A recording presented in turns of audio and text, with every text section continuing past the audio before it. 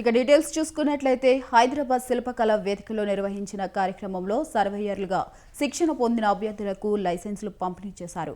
ఈ సందర్భంగా సీఎం మాట్లాడుతూ గత ప్రభుత్వం తీసుకొచ్చిన ధరణి చట్టం కొంతమంది దొరలకు చుట్టంగా మారిందన్నారు. ఇక ఆ చట్టాన్ని అడ్డుపెట్టుకుని భూమి మీద ఆధిపత్యం చెలాయించాలని చూస్తున్నారన్నారు.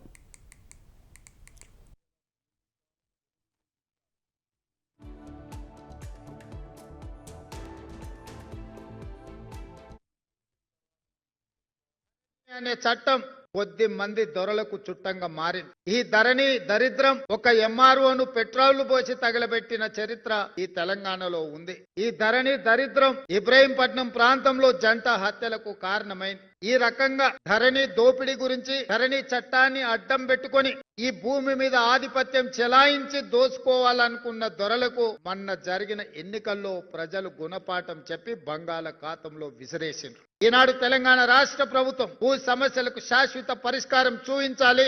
ఏ రైతులు కూడా తన భూమి యొక్క సరిహద్దులు తెలవకుండా తన భూమి పరాయి ఆధీనంలో ఉండడాన్ని సహించలేని వాళ్ళకు సహాయంగా ఉండడానికి ఈ లైసెన్స్డ్ సర్వేయర్ల వ్యవస్థను ఈనాడు మనం తీసుకురావడం జరిగింది. అందుకే ఈనాడు తెలంగాణ యొక్క ప్రణాళికల్ని భవిష్యత్తు కోసం మనం రచించుకోవాలని తెలంగాణ రైజింగ్ 2047 అనే ఒక విజన్ డాక్యుమెంట్ తీసుకురాదలుచుకున్నాం. 2047 అని మీకు ఎందుకు అనుమానం రావచ్చు. 15th August 1947లో స్వతంత్రం వస్తే 15th August 2047కి 100 సంవత్సరాలు పూర్తి చేసుకోబోతున్న స్వతంత్రం వచ్చి మరి 100 సంవత్సరాల స్వతంత్ర ఉత్సవాలను జరుపుకోబోతున్న తెలంగాణ రాష్ట్రం దేశానికి ఆదర్శంగా నిలబడి అభివృద్ధి చెందిన రాష్ట్రంగా రాణించాల్సిన అవసరం ఉందా లేదా మీరు ఒక్కసారి ఆలోచన చెయ్యండి. అందుకే మిత్రులారా ఈరోజు విజన్ డాక్యుమెంట్ను ప్రణాళిక చేస్తున్నాం. మీరందరూ మీ సలహాలు సూచనలు ఇవ్వండి. ఈ తెలంగాణ రాష్ట్ర ప్రభుత్వం ఏ చట్టం చేసినా ప్రజలను భాగస్వాములను చెయ్యాలని నిర్ణయించుకున్నాం. సమస్యలు తెలిసిన వాళ్ళను పరిష్కారం అడగడం ద్వారా వాళ్ళ సూచనలు తీసుకొని చట్టాలను చేసే ఆలోచన ఈనాడు మనం చేస్తున్నాం. గ్రూప్ 1లో 5 లక్షల మంది పరీక్షలు రాశారు. గ్రూప్ 2లో 5 లక్షల మంది అప్లై చేస్తే 2.5 లక్షల మంది పరీక్షలు రాశారు. ఎన్నో కేసులు వేసి ఎన్ని చిక్కుముళ్ళు వేసి నిరుద్యోగ యువకుల జీవితాలతో చెలగాట మాడుతుంటే అన్ని కేసులను సమయస్ఫూర్తితో న్యాయస్థానాలలో సుప్రీంకోర్టు వరకు కొట్లాడి ఈ మధ్యలోనే దసరా పండుగ కంటే ముందు 562 మంది గ్రూప్ 1 ఉద్యోగాలు ఉమ్మడి రాష్ట్రంలో కూడా అన్ని నియామకాలు జరగలేదు. 2011లో గ్రూప్ 1 పోటీ పరీక్షలు జరిగితే మళ్ళీ 2025లో 15 సంవత్సరాలు గ్రూప్ 1 నియామకాలు జరగకపోతే ఈ ప్రభుత్వం పరీక్షలు పెట్టడమే కాదు ఫలితాలు ప్రకటించడమే కాదు నియామక పత్రాలు ఇదే శిల్పారామంలో 562 మందికి స్వయంగా మేమే నియామక పత్రాలు అందించినాం.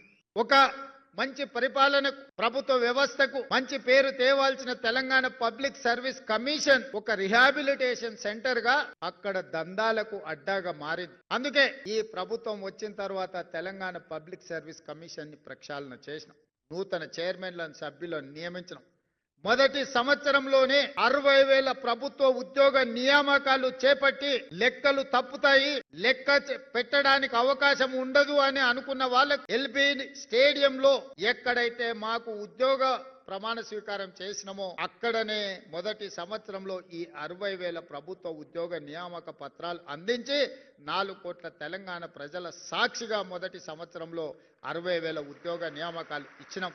తెలంగాణ ఉద్యమం సందర్భంగా నిధులు నియామకాలని చెప్పి 10 సంవత్సరాలు అధికారంలోకి వచ్చిన వాళ్ళు ఈనాడు సమస్యలను పరిష్కరించకపోవడం ఇంకా చిక్కుముళ్లుగా తయారైన నియామకాలు జరగలేదు. వాళ్ళ కుటుంబంలో జరిగిన నియామకాల గురించి నేను చెప్పవలసిన అవసరం లేదు. చైతన్యవంతమైన మీకు ప్రతి విషయము తెలుసు. కరీంనగర్ నిజామాబాద్లో ఓడిపోతే తక్షణమే కుటుంబ సభ్యులకు నియామక పత్రాలు అందించారు కానీ తెలంగాణ రాష్ట్రంలో ఖాళీలో ఉన్న ప్రభుత్వ ఉద్యోగాలు భర్తీ చేయలే. పేదలు, దళితులు, గిరిజనులు, ఆదివాసీలు, బలహీన వర్గాలకు, నిరుపేదలకు సంబంధించిన తెలంగాణ ఉద్యమంలో పాల్గొన్న తెలంగాణ నిరుద్యోగ యువత ఉద్యోగ ఉపాధి అవకాశాల కోసం అశోక్ నగర్ చౌరస్తాలను, దిల్సుఖ్ నగర్ చౌరస్తాలను, అమీర్పేట్ చౌరస్తాలను 10-12 సంవత్సరాలు నిరుద్యోగ యువకులుగా తిరుగుతానే ఉన్నారు. నోటిఫికేషన్లు ఇవ్వరు. ఇచ్చిన నోటిఫికేషన్లకు పరీక్షలు పెట్టరు. ఒకవేళ పరీక్షలు పెడితే ఆ పరీక్షల యొక్క ప్రశ్న పత్రాలు